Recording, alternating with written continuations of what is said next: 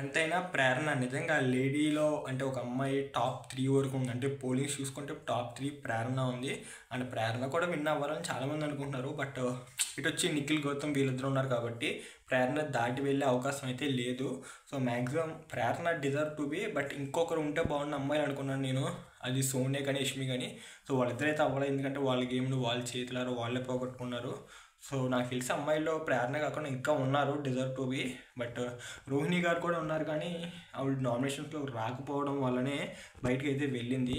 So ఇంకా lady winners అంటే బిందు మాధవి ఇప్పుడు ఓటీటీలోకి అయింది, కానీ అప్పటి నుంచి ఇలా టీవీలో టెలికాస్ట్ అయిన కాడి నుంచి ఒక్కరు కూడా లేడీ విన్నర్ లేరు. ఈ సీజన్ చూద్దామని అనుకున్నాను, బట్ అవలా ఓటీటీ అప్పుడు ఎవరు చూడలేదు జనాలు. సో మ్యాక్సిమం మన ఇళ్ళల్లో మన ఫ్యామిలీస్లో కానీ చాలా తక్కువ పర్సెంటేజ్ ఓటీటీ.